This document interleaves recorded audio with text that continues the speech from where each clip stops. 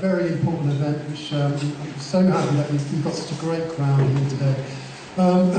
Basically, we've got a couple of cancellations. One was Mike Burke at short notice, the constitution expert. Unfortunately, we thought that covered. And also Bob Austin couldn't make it. Okay, so we're going to just obviously carry on, and we've got all the gaps.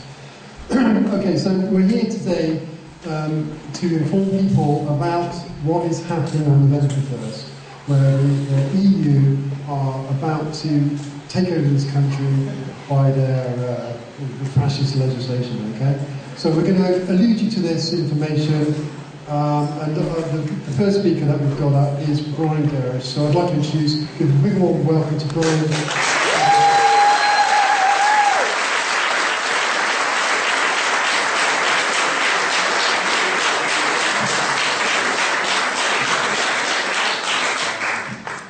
Right, good afternoon everybody. I am vertically challenged, as you can see, so is this going to work all right? It is, okay. Now, when Lancelot set this up a couple of weeks ago, he said basically he wanted us to pop up to Glastonbury to meet a few people. Numbers, probably about 10, 15, 20, 30. So we arrived today, and this is absolutely fantastic. So I'm going to say to you, thank you all very much for coming. The only complaint I've got is we were also promised sunshine. So I've dropped my normal dress code. I'm not wearing a tie. This is as close to Glastonbury stuff as I can get. Right. I'd like to ask this question, and I'm going to ask one question before I get started. Why have you come? We need to do something.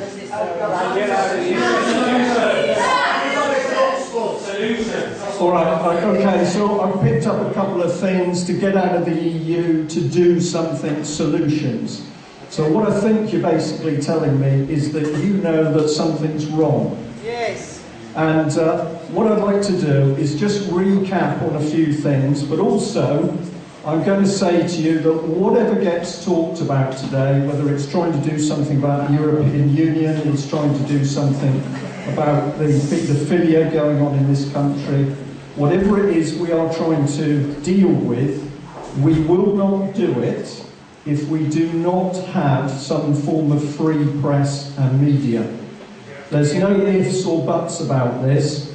It is our job to make sure the information goes out there, talking to friends, emailing, twittering, leaflets, having meetings, producing papers, producing videos. Everything that's possible we've got to do, because I'm going to try and show you that what we all did made a big change to the government's attempts to get hold of control of the media.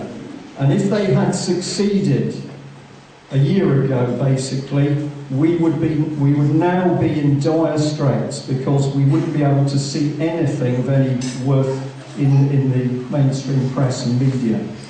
So a little bit of blatant advertising for the column, and I'm going to say that in putting this up, this is not me, Brian Gerrish, it's not Mike Robinson, it's not even Carol and Kate, who don't get a lot of recognition, but the two ladies that support us all the time, driven us tens of thousands of miles, feed us, bodyguard, look after us. But it's all the rest of the people that have helped the UK column, because if we hadn't had donations, we can't function. And of course, many people are researching for us and giving us the information. So it's a team effort. Where did it come from? Well, this is the first Devonport column. So where did we get going from? One A4 sheet of paper printed on both sides in glorious black and white. And what did we start doing on the very first edition? We were attacking what we saw as corruption in Plymouth. So this is getting at the local Devonport Regeneration Company, which was set up by Plymouth City Council. Of course, it wasn't a real company, it didn't trade as a real company. In our opinion, it was there to launder public money. And its job was to let local government take control of a big area of the city. And that's something that was replicated right across the country wherever you saw a regeneration programme, if it was in Glasgow or Birmingham or Sheffield or Leeds or Nottingham or Newcastle or Edinburgh, wherever you saw the government talking about regeneration, that regeneration actually meant collapsing the existing society and community. This is one of the interesting twists of what we're talking about, everything on its head. So we mixed truth, and I'm going to come back to truth quite a bit because it's so important. We mixed truth with a bit of humour, and this seemed to work. So in the first month we produced a whole 500 copies, and what happens, people got in contact with us and they said, did you know this was going on in the city? Did you know that? And mainly it was to do with money, fraud and corruption, but very quickly stories came in about bullying, not only from the public sector but also from the police. We had letters to editor, and we did get a few letters, but mainly people are very shy when it actually comes to putting their name to things, but we did run that. The article on the right, Groundhog Day, was all about historic granite sets, paving stones basically stolen from a particular area of the city. Why was that important? Well, those granite cobblestones were an important part of the history of that part of Devonport. We had a caption, we had Tony Blair up pretty quickly. The humour worked. People liked it, but we took the mickey out of the system and out of people. And I'm going to say, how many of you have watched Do Watch with Alex Gibbons and Peterborough FM? Well, if you haven't, you just go online and put in UK column Do Watch, and there's an FM radio station running in Peterborough.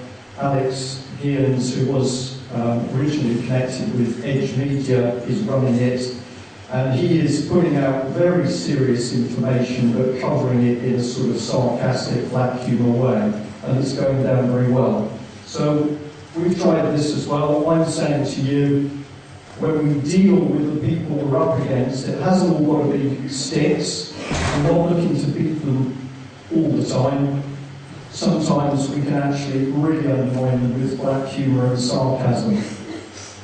Now this is an important thing. The bottom article here, New Labour knows attack brave Labour defector. We picked up very quickly when there were signs of dissent in the political ranks. And this man was really excellent because he said he wasn't going to stay with Labour in Plymouth because of the bullying and the control freak group. So the first thing we did is praised him. And of course, that made him even more unpopular with the host Labour Party. But on the other hand, it gave him the courage to actually helped him have the courage to stand up and be counted. And we've got to be, I think the word is magnanimous. When people start to do the right thing, sometimes we've got to forget some of the things that they did, and we've got to encourage them because they are now on the right path. We're starting to see some MPs beginning to go in the right direction. It's an amazing coincidence as the child abuse issues come to the fore. Well, eventually, with the help of donations, we could expand a bit, and this was the next thing we went to. So this is now a full-size newspaper. I think this edition of the Plymouth and Devonport column had a whole 12 pages. And the trouble with that is it's pretty flimsy. It feels like a piece of toilet paper. So you need more pages for people to believe you. But in this edition, when it was coming up to the local elections in Plymouth, we went through all of the council candidates and we rated them, according to the Devonport and Plymouth column, as good, bad or indifferent. So we just made a judgment. We think this man is a good man, we think this person is not a good person. And it didn't matter what party they were in, we judged them. Well, of course, what happened was that if we praised somebody in the Conservative Party, they wanted to know why we thought they were a good person. Why does the UK column like you? What are you saying that's interesting? So we started to drive little wedges in amongst them.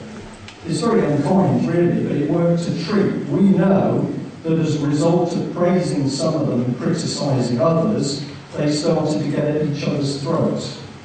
And divide and rule, very good tactic. They use it against us, so we decided to use it back.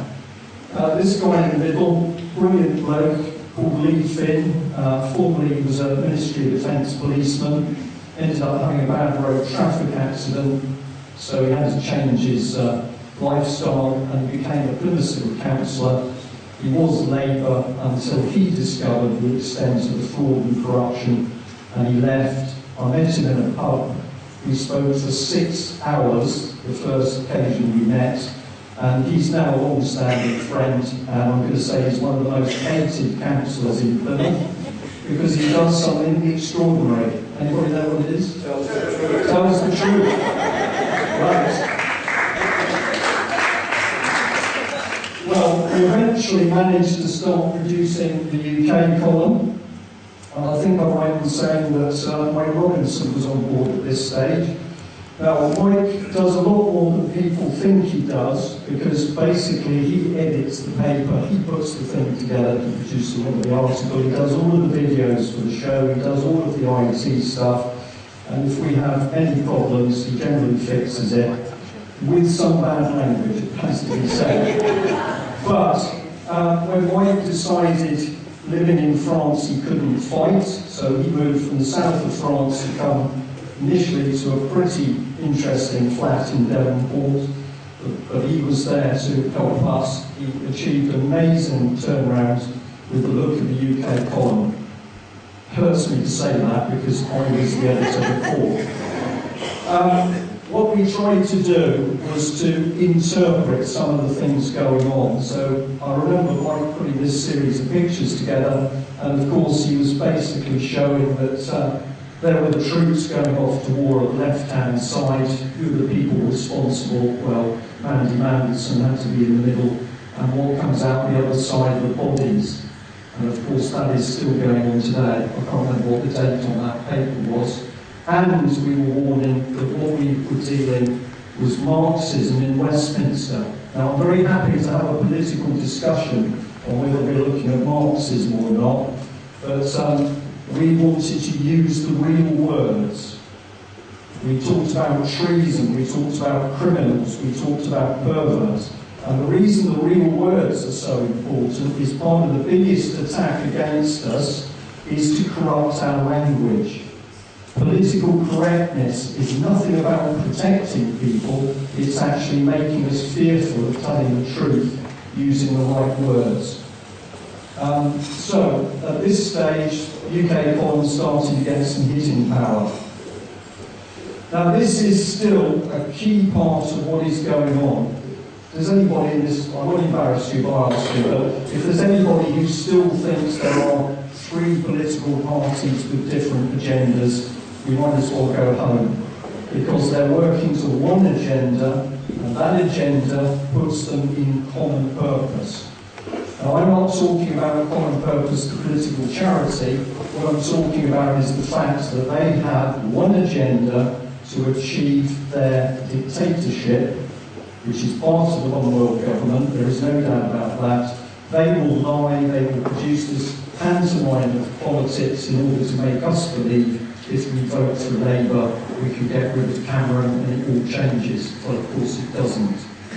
So, 3 men at the heart of agenda politics, destroying Britain, and watch Clegg, because he's the man, he's the quiet man, he hangs in the background. I think that Clegg is one of the most devious, dirty men in politics. Why do I think that? Well, he's a big wheel in the Privy Council. That's Britain's secret government. And of course the other thing is that he was one of Leon Britton's boys. So he was developed into politics by Leon Britton. Enough said on that. Well, this is just some simple analysis of a dictatorship or a police state. And if you read these lines, a few people above the law, we are living this. It's drifted in. We find it quite interesting to talk to people who've come into Britain from Eastern Europe, so we can talk to people from Lithuania or maybe even Ukraine, certainly Poland. And they think that they've arrived in this country and they're now in the promised land. They're in a democracy, they're safe. And we're saying, no, no, no, you've walked back into a police state. And I'm going to say, these are some of the simple things. The law and the state controls the legal process. Well, we're seeing that, aren't we, at the moment? We haven't got any truth out about Iran. There's no such thing as a fair trial. We don't think there is. We'll come on to that. And people can be imprisoned without trial. Robert Greene. Yeah, so there are terrible things happening in this country. And these were the words of Tony Blair a few years ago. He said that he had a vision of a new Britain, and central to this was the creation of a new class, a new elite placed in positions of authority. Not elected, no mention of the word democracy, even with the weaknesses democracy's got. He said we're going to have a new elite class placed in positions of power. And I can tell you that councillors who've been to the National School of Government, which is in Sunningdale up by London, have been in classrooms where they've been told in the future there won't be such a thing as a locally elected councillor. So this is not pie in the sky stuff, this is actually happening. And we know this is happening already because we've seen these thugs unleashed on the streets.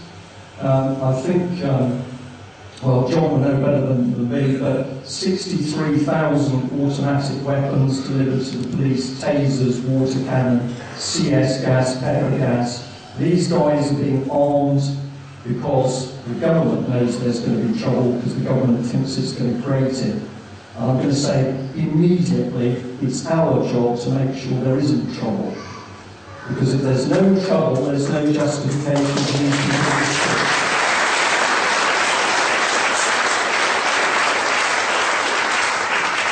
So here's the truth come back in. What is immense danger to a dictatorship? The truth. The moment the truth comes out, I think it's 95% of the battle to get the dictatorship controlled over. But you've got to take control of the newspapers and the media. And in a minute I'm going to be talking, reminding you about Leveson. So the state in this country, you can just watch it. They want a dictatorship. They want secret trials. They don't want juries. They want to be able to arrest people in secret. Reports in the papers over the last couple of months, the Daily Mail said that 300 people have disappeared. They've been arrested in secret by the new Serious Crime Agency. And I think it was The Guardian said that 600 people have been arrested in secret. So it's not this is coming, this is Britain today. And if they get control of the press, then we've lost a means of getting the truth out. People being arrested. I know there's a lady in this audience that went to the police in Plymouth with evidence of a massive fraud. What did the police do to her? Held her in the police station, strip searched by 3 policewomen. I've been into Plymouth police station with Mike and another lady to report the abuse of a 3-month-old baby, and we ended up with the sergeant in the interview room shouting at us, "Get out of my interview room!"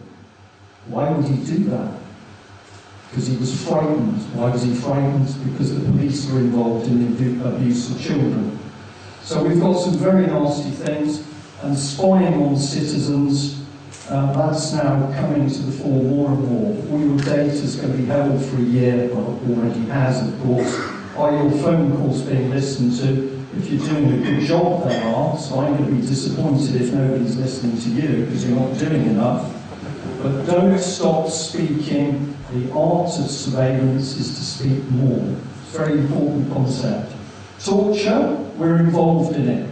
No ifs or buts. The British government has been working. And what happens to a lot of the documents around torture, well, they were lost. They got water damaged. And our very bad joke is too close to the waterborne. So all of this is going on. And this is the very nasty bit. We're now at the stage where they're trying to get people to spy on each other. something happening with children next door called social services, neighbourhood watch. It's all about getting us to fear our neighbours. And if they achieve that, you are lost, because you don't know who you can trust, and the people we've got to trust is us, the community, the general public. So you've got an inbuilt machine which says when you meet somebody, yeah, they're okay, maybe they're not, but in general, when we meet somebody, they get treated as a human being. If we ever allow them to get to the stage where you fear your ordinary neighbours and community, they've won. So, this is some of the stuff that was done to control newspapers. They wanted it to control propaganda, so all I'm pointing out is it doesn't matter where you go, if there's a dictatorship, they want control of the press and media. And of course the Nazis were particularly good at it. But we're now starting to see, as the machinery in this country shows cracks, the propaganda seems to be becoming ever more pathetic. So I don't know if you're watching this business that Putin seems to have personally shot down a Malaysian aircraft, but to me it doesn't stack up, it doesn't seem right, it seems rubbish, and you dig, and then you say, this is nonsense. So the Nazis knew the value of propaganda, David Cameron, Miliband and Clegg know the value of propaganda, and we've got to realise what it is. Sorry, I've gone back. Sorry.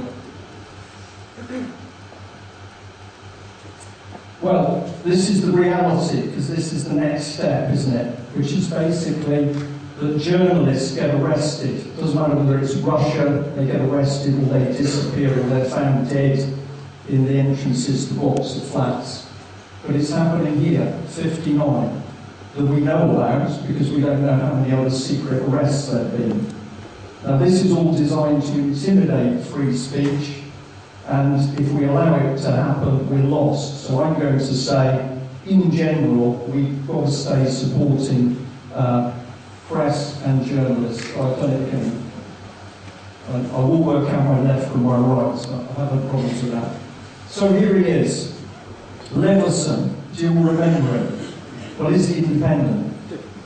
I don't know. How did he get selected as a judge? Who is he? What's his background? Who's he mixed with? So Cameron selects him to look into what's happening in the press and the media. Okay.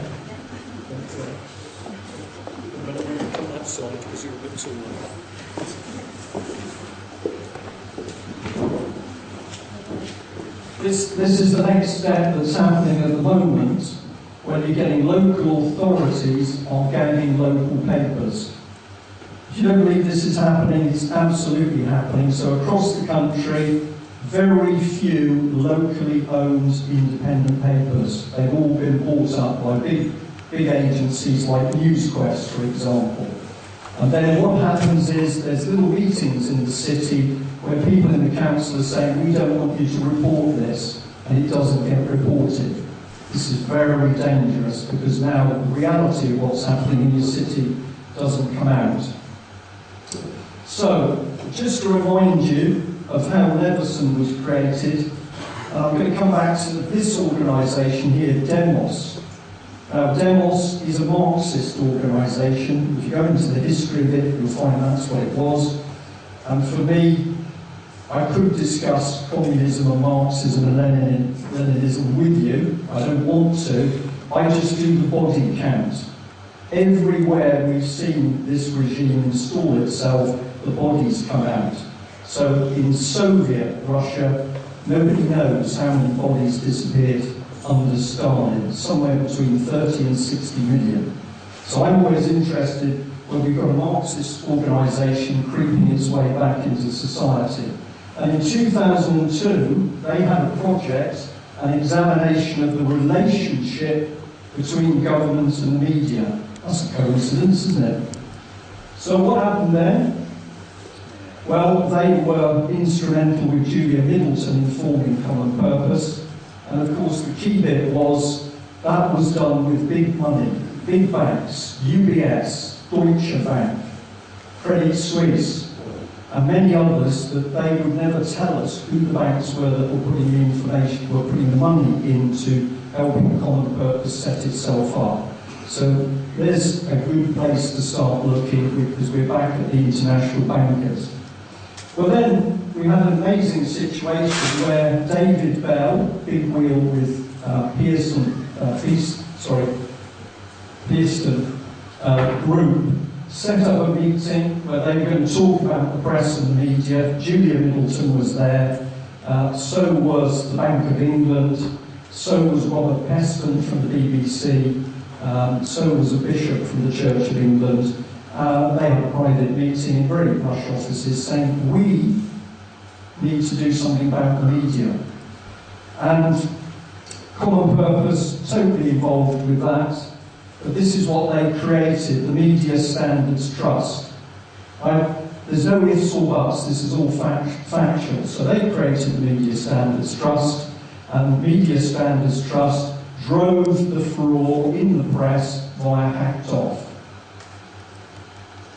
And here was the big Hacked Off campaign where you had a guy called Brian Cathcart, and what were they all saying? The media's terrible, they're intruding on people's lives, they're stealing texts from murdered girls. The media and the press are so bad, we need to regulate them.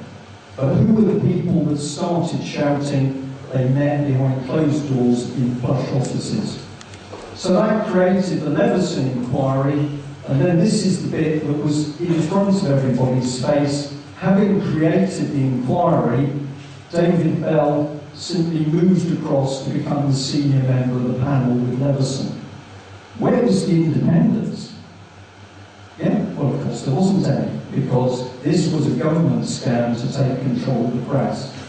And the Guardian, absolutely complicit, because they lied over the text being deleted from Millie Dowell's phone.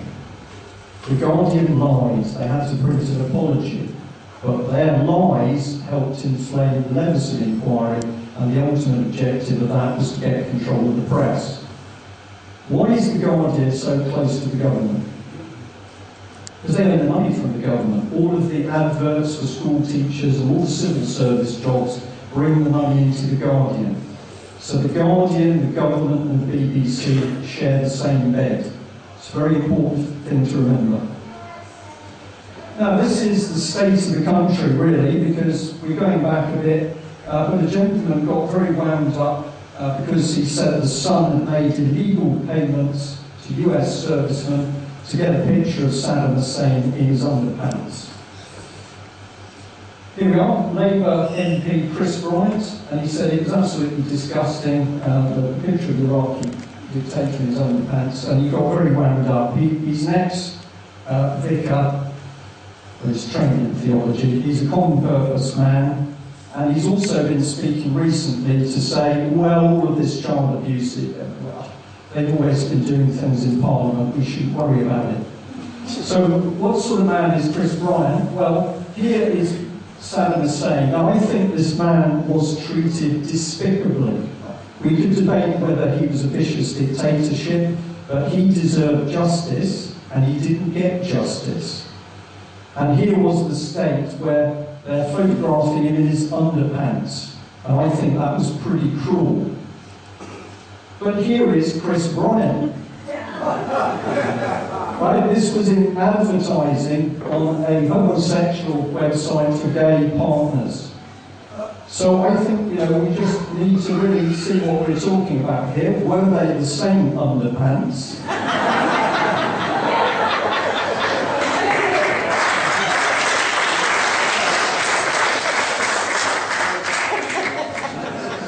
What about this man? Well, here he is, former JP Morgan banker, and he ended up back in the coalition squad, so he had a little problem with fiddling expenses. He's involved in cabinet meetings. Deputy Michael Gove, well, he's an interesting man, of course, because he's now been moved from education to be what? Chief Whip, and we've had a historical bit of BBC film recently where a Tory whip said, well, when they came to us, with their problems. They've been involved in a scandal, maybe a scandal with little boys. We helped them. It's on film. We helped them because then we controlled them utterly. So Gove has just been moved across to become chief whip. I wonder why. So I went a little bit too quickly. So ultimately, that man was then put through in charge of the election manifesto. So he's going to produce the lies back to us. I need to watch the other screen here. All of these organisations on the left had involvement in trying to control the press. Roundtree Foundation, Aranda Foundation, MacArthur Foundation, Nuffield Foundation, and here's Pearson, which David Bell was involved in the first place with Common Purpose. So all of these organisations and the Scott Trust that is behind The Guardian were working to put money through the Media Standards Trust and hacked off and another organisation called Full Fact. So when we think we know who's actually controlling things, we've got to look much deeper. This is investigative journalism.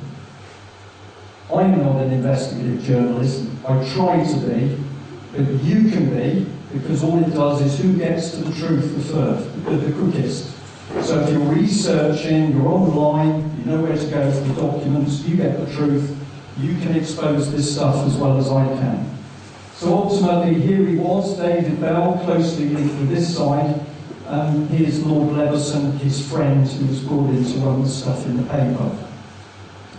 So a web of vested interests, and then here was The Guardian with the ultimate lie, the big emotive lie, that the nasty press had deleted text from her mobile phone. If we go in a different direction, let's have a look at these two, obviously work together. Here's the Bureau of Investigative Journalism. There's Hacked Off, there's Full Fact, all working together. And then do you remember this organisation with this journalist and this guy? What happened with the Bureau of Investigative Journalism? Right, do you remember accusations of somebody being a paedophile that then resulted in big payoffs and trouble? The Speaker's wife was in trouble because she tweeted somebody was trending. Who was that? McAlpine, right. So this was the organisation that stirred up all the trouble around McAlpine, and I just say it's very strange that the man behind that organisation was the same David Bell that was helping to ramp up the Leveson inquiry. And this is, if you go deeper, so we've got Alexander Lebedev, an ex-KGB man, and he happens to be a Moscow bank owner, a billionaire. Why are we interested in him? Because we've got his son now, owner of the Independent and the London Evening Standard. So I think it's quite important to know that the KGB is now running papers in this country. They were linked through to the Journalism Foundation, gave it money.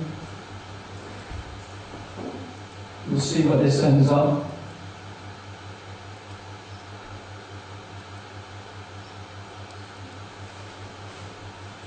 This is what's being put in place at the moment. It's right in front of our faces, it's gaining traction very, very quickly, but if we know where to look, you can see what's happening. If you can see it, you can deal with it. So, who wrote the story? Well, I'm allowed to say the UK column did. And something I haven't talked about before to an audience is we had a little conversation with some people in the Daily Mail, and we gave them information about all of our research into Common Purpose and the people behind Leveson. There was a silence of about 2.5 months, and then the Daily Mail printed 11 pages. Now, we're not looking for big credit over this. What we're saying is the power of the truth, even when you put it somewhere where you don't know whether they're going to act on it, can produce good things. And this was the article that we actually pushed through to the Mail, and if you looked at their subsequent publishing, it was about 90% UK column information. And they printed massive pages. Here's Julia Middleton, lovely lady, political charity she's running. This was the Telegraph, so they started to get onto it. They started to understand what was happening. This was a picture of Julia, not a very nice picture, I'm delighted to say. This was the Sun, I think it was. So they put it together in a different way. Or, sorry, that might have been the Mail. I think this one was the Sun. But it was all the same idea. They were suddenly looking at the way we were showing the networks of people. So we're going to say, if you put the right information in front of people, you can see what happens. So what's happened at Leveson, fear and confusion. The guy who was the lead counsel, he got promoted. Well, you do, don't you? He had a love affair with one of the other QCs. That shouldn't have happened because that's a conflict of interest, but they got away with that because they only started sleeping together after the Leveson affair was over. Is that why it was called the Leveson affair? I don't think about that. And we had Shami Chakrabarti. How many of you believe in Liberty, the organisation? It's a complete sham. That's why she's called Shami Chakrabarti. This is what happened. 5 million spent. The police started to get into the secret arrests. Newspapers refused to sign. Hacked off continued. The police got fearful of mixing with the press, and the common purpose continued. And this man had it, I think, analysed well. He said, this is the sort of mindset that I would expect to find in Iran, not the West. The kooky idea tells us little about the future of press regulation. It does suggest that the European project is ultimately incompatible with the notion of a free society. So now we're seeing that MPs are really beginning to pick up on it. And how free are we? I've got another slide a bit later, but this man is phenomenal. This man...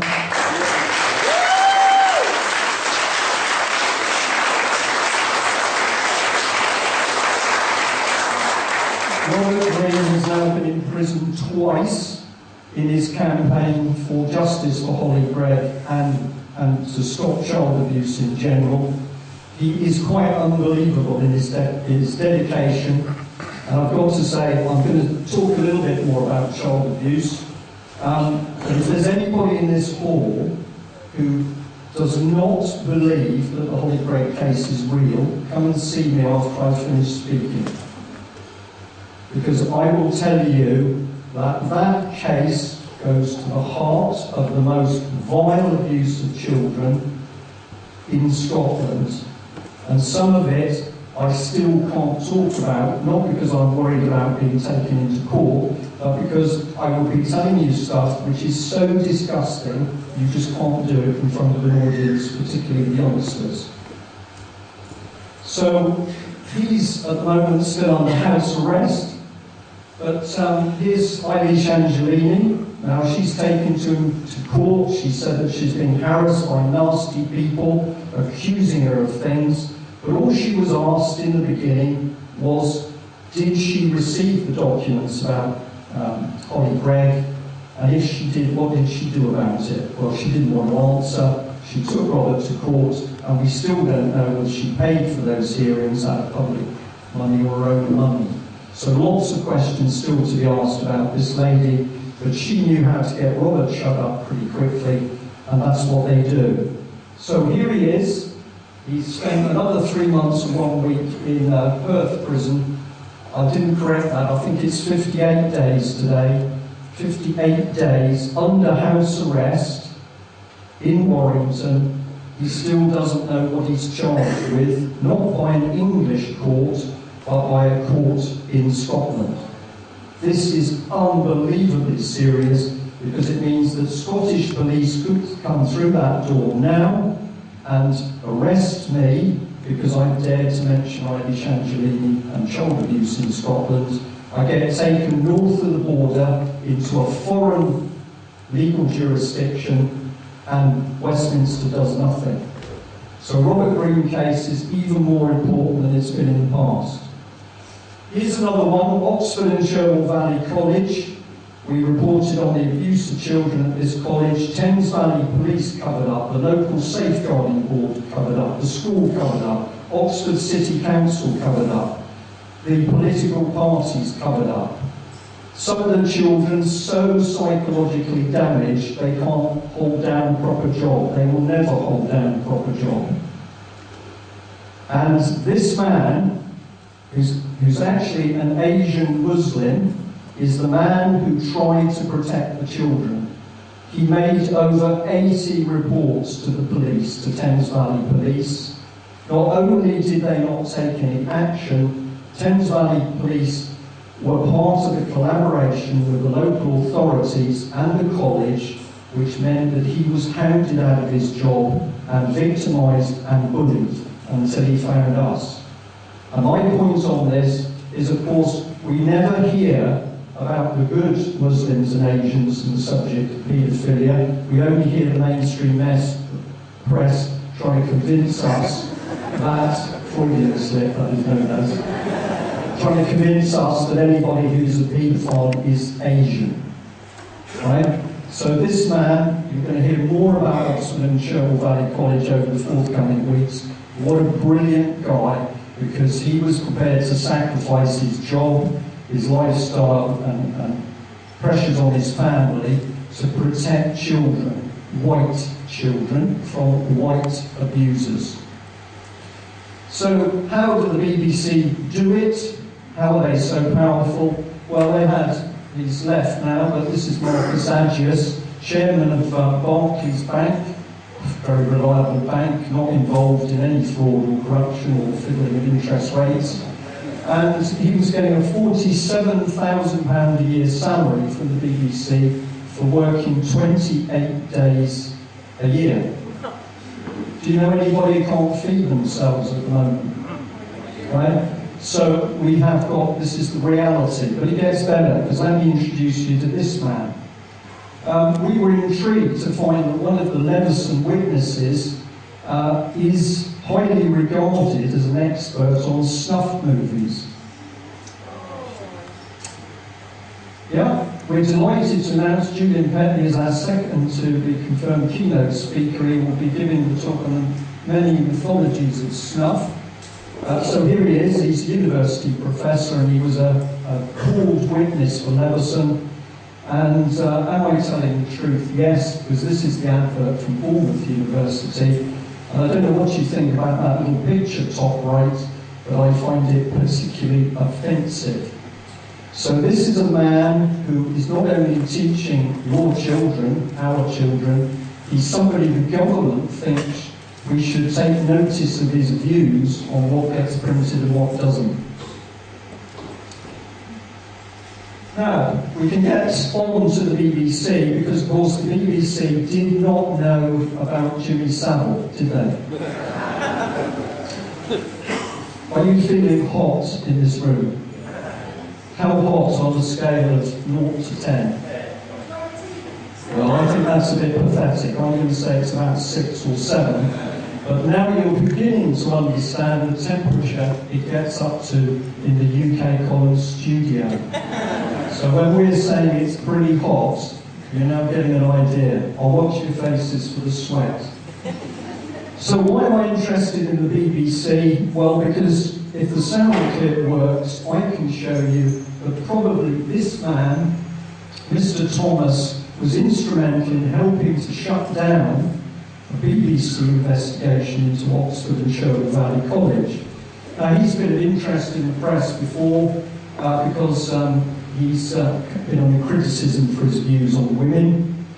But we organised a meeting with this lady, and then we'll come up in a minute because I can't, Nicola Sandbridge, and we were going to talk to her about the abuse at Oxford and Sherwood Valley College. We had a very good conversation, and the deal was we were going to meet up to look at some documentary evidence, build a bit of trust, and then we were going to put her in touch with victims. Well, here she is. So she's got a great reputation as a reporter. She's really been out there and mixed it. Just listen to this film, this audio clip when I had a conversation with her. I think it should go.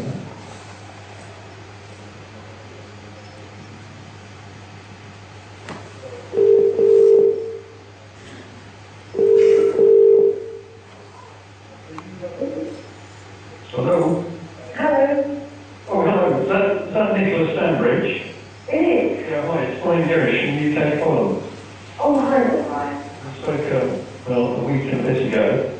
Yes. I was basically taking a bit of time off with the family last week, and I've been back this week, which is now flown by. But I thought I would give you a call to say, are you still interested in a meet-up and look at some material? At the moment, the answer is no, because I've been landed with a number of projects to get done now before Christmas. So, should we put it on hold for the time being? If I come back to it, I'll give you a call. Well, you can do, but at the end of the day, we're dealing with the abuse of children, which, as we're seeing in the mainstream press, we've got extraordinary things happening. And this is something that, I do not know what is the matter with our mainstream press at the moment, but, what is more important than the safety of young children and young people? Well, if it's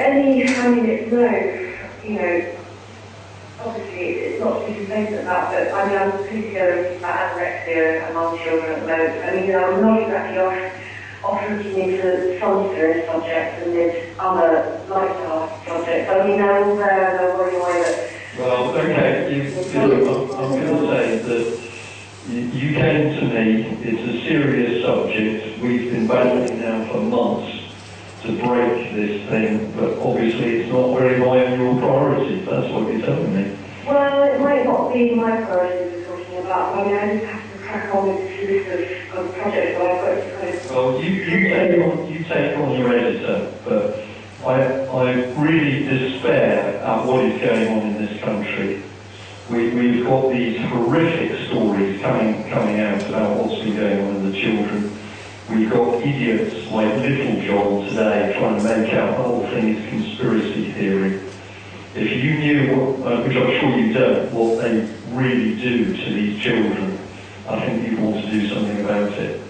But okay, Radio 4 editors are not interested, that's what you're telling me. Not at the moment, because we've explored with the council and the police, we've made calls, and at the moment... so what you're telling me is that you've spoken to all the people guilty of the cover-up, and they're telling you that there's nothing in this story, so you dropped it.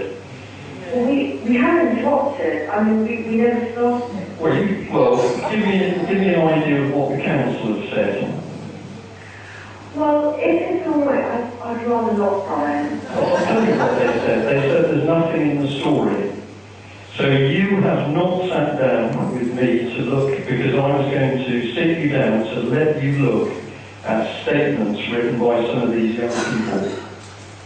And I guarantee you would be stunned and horrified. And all you've done is spoken to the very people who are refusing to properly investigate and deal with this abuse. Right. We've spoken to a number of people around the case. Have you spoken to any of the victims? Well, we've spoken to you, and you have you spoken to any of the victims? By all means, if you think that they should get in contact with us, please... No, I'm not playing that game, because you are telling me you are not taking the matter seriously. You've spoken to the very people who are covering up what has been done to these children. Well, we're not prepared to go through you in terms of talking to these children. What do you mean by that? I have offered to let you read the statements. But we would like to speak to them independently and on their own.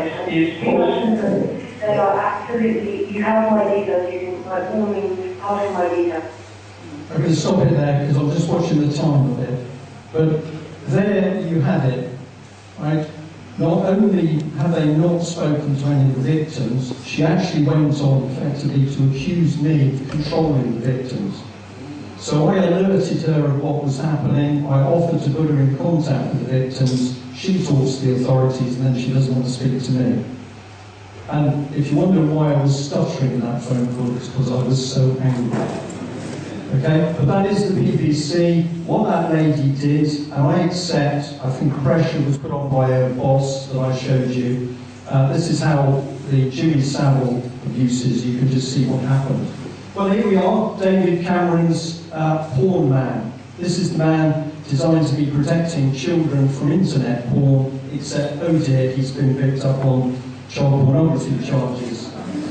Okay, he's not guilty yet, because he's got to wait till October. He isn't actually at home on bail every day. He's out on the streets. Yeah, Robert Green has reported to the police every day. This man is out on the streets. Well, we've been talking about a case in Nottingham where children have been abused, and I just wanted to bring this in front of you because what I'm talking about is the state of the country. For me, you can talk about fraud, you can talk about idiot MPs, but if you really want to know the state this country's got to, children in their thousands are being abused through the very system that's supposed to care for them, and the authorities, including the police and MPs, are covering it up. And in Nottingham, we know that a very vulnerable witness who talks about being raped and abused along with 100 other children at a particular home, Beechwood, has suddenly been taken into custody on remand for an arson charge. And she texted us about 24 hours before she was picked up to say she was scared of the police and what they were going to do. So I'd like to bring this lady up because she's not in the police and her responsibility is supposedly protecting children. Here she is doing 79 miles an hour and a 50 mile an hour limit. So I can say I've already got some suspicions about her use of the rule book. And this is the thing itself. The BBC reporting one children's home, Beechwood, but this is the reality. Sorry, it'll run on and then go to the next slide. There's 100 youngsters in one children's home. These are the homes that the police are looking at. It's a number of homes. So if we come in here, initially there was only supposed to be 17 victims, and then we've climbed to 100. But the key witness has been picked up and is in prison. It's a coincidence. These are some of the authorities' reports, claims at kids' home. You notice they're talking about probed. So it's not a proper investigation. The investigation is ongoing. Well, we don't think a proper investigation is ongoing. It's difficult obtaining forensic evidence, particularly when you don't carry out a full and proper forensic investigation. It just goes on, and here's NSPCC, because they're involved with it. So these are the people who should have been protecting the children, but they're now working with the police. It's pretty obvious to see what's going on. And here's another one here. Here's the Children's Board saying that they're working with all agencies to protect the children. Well, these are the people that failed in the first place. So it's a lie. 250,000 paid out to shut people up. And the council said they've been in consultation with insurers and they don't admit liability. So people being bought off £9,000 a shot, but they don't mention liability. And that's some of the stuff done to the children. I won't read it out because I know there's some youngsters here. You can see it afterwards if you like, but that's not half of what was going on. Here's the BBC. It doesn't talk about children, it talks about residents. And it says former residents. They claim that they were sexually abused. So we sort of had a word with the local BBC and we said what was being done.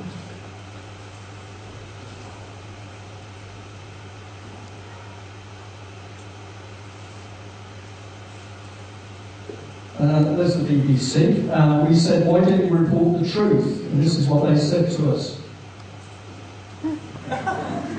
They didn't think people needed to know. They were protecting you. You couldn't take this. You don't want to know what's been done to the children. The BBC says it didn't think you wanted to know. And this is some of the language from the child victims. I'm not going to hold it on screen for long. And This little boy said, I used to run away because of the disgusting things they made me do, and every time Nottingham police took me back. The Nottingham police are conducting the investigation, not. And here is their threatening email to the UK column telling us to take down all our material talking about victims of child abuse. And Mike spoke to them and he said no.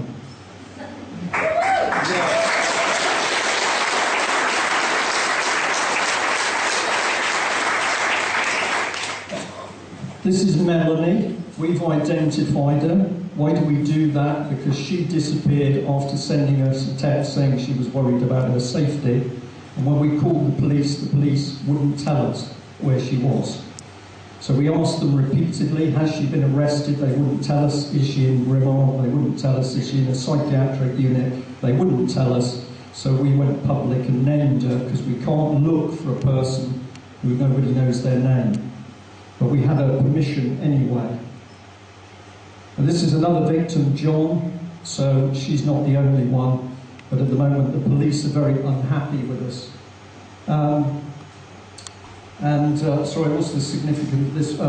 I'll skip over that one. And what did the local authority do? Well, they've put the care home up for sale. But they haven't done it now. They did it the same year that the first victim came forward and said that this home was the seat of abuse. The City Council spokeswoman said the sale was in no way connected to the ongoing police probe. Yeah, right. So there was a bit more of it here. Here's the Chief Constable. And this is the important thing, he's confirmed to us that there is no murder investigation, although we know there are child victims talking about children being murdered on the site, but there is no investigation. And there's Melanie, she's still in prison in Peterborough, and we hope you might like to write to her. And I'm just going to say, what we do, we have had our moments of fun. This was Levy and McRae, the most powerful law firm in Scotland, sending us a letter to say that we were going to be hung, drawn and quartered and taken to Scotland and guillotined because we dared to print the truth about Holly Gregg, and asked us to take all the material down, and we said no, and we never heard from them again. And then this one was because we talked about a man who was banned from going into a care home to see his wife, John Coles, and his wife eventually died without him being able to get back in to see her. And when we published that, we had this letter from a nice company called Rag & Co, that they were going to take legal proceedings against us, but they didn't either.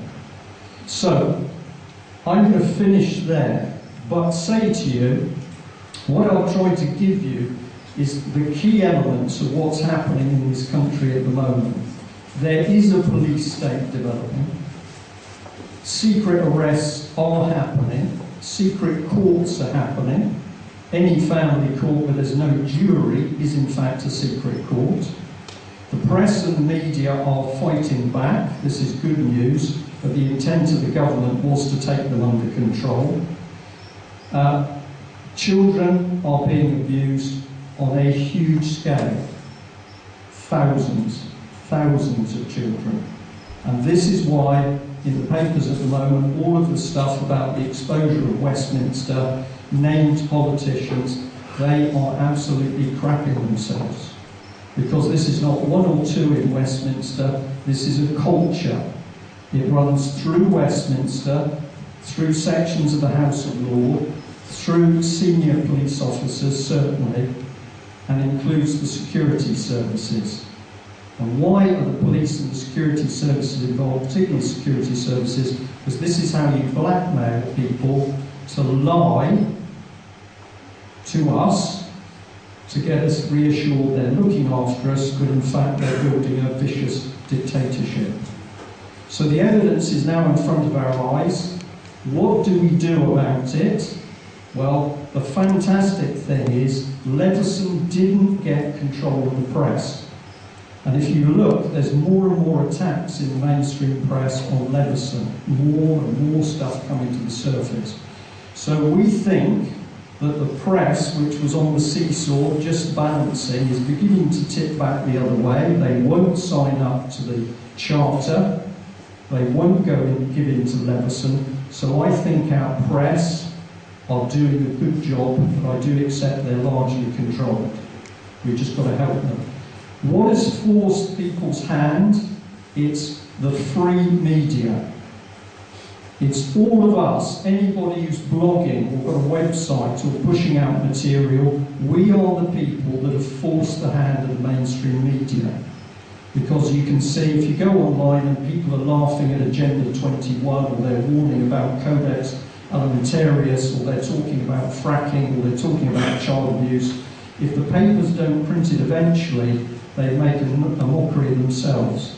So I think all the good work we are all doing is making a huge effect. The other thing is, we're now seeing people starting to say, no, we're not having it. And one of the best examples is around the bailiffs trying their repossessions at the moment, because we're now seeing so many examples of peaceful gatherings simply saying to the bailiffs, you're not coming through us. And if you have, how many of you have seen a bailiff film on YouTube or something? Okay, so it's only about half. So the ones who haven't seen one, go onto YouTube and put in something like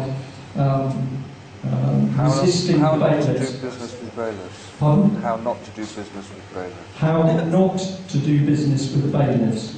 So if you put that in, you'll start to see films where people are showing you how they resisted the bailiffs. There's no violence being used, there's the law and withdrawal of consent. So that is all happening. We've got the protests starting to happen about the children, a big protest in London, and we're also now starting to see MPs wobbling. I won't mention his name, but somebody went to see an MP about Robert Greene over the last couple of days. That MP's been totally hostile and unhelpful previously. He's a Conservative MP, and the person said, it was unbelievable. How are you? You're looking well. Nice to see you. I haven't seen you for a long time. And what can I do? How can I help? What do you think I should be doing on this child abuse issue? So the man is a scrote, because of course he's changed direction 180 degrees, but the important thing is he's changed direction. So we're in a dire straits. The government wants the violence, because if they can introduce the violence on the streets for whatever reason, food, bailiffs, racial, religion, if they can do that, they can unleash the Civil Contingency Act, and that gives them the power to do all sorts of things. So our job is to keep people peaceful, but get them informed as to what they can do to stop it. If you say to me today, can we stop it? I'm going to say something I've never said before publicly, and that is, I am now absolutely certain we can.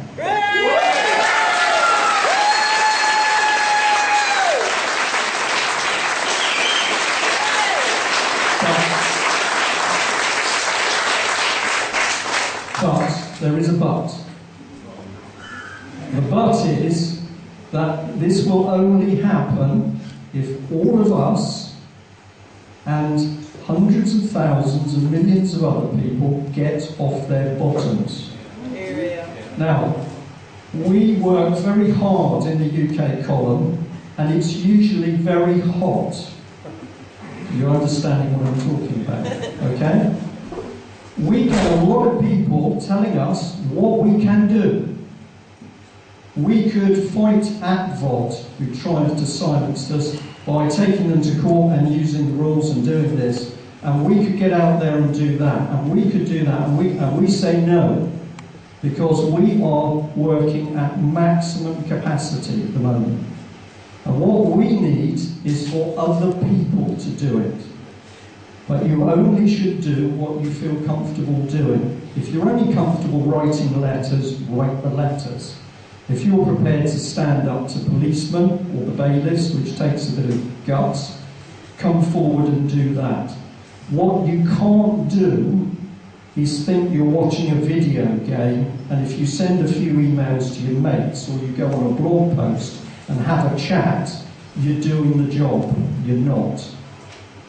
Ian Crane has been doing something wonderful, because he's got groups who've got different basic interests. Maybe it's the environment, maybe it's food, maybe it's animal rights. But he's got those different protest groups to agree to work together to challenge fracking. Now this is very important, because we would like to say this has got to happen, because the government wants to split all of us, families, friends, communities, groups that you're working in. And we've somehow got to get people to get over their differences and work together. And if we do that, then we can be certain of stopping it. The other thing we need is knowledge, and this is where the next speakers come in, because they're going to be talking about what needs to be done on the ground and how we can do it. So I'm going to shut up, because I'll probably run over time. Thanks for listening to me. Thanks for coming.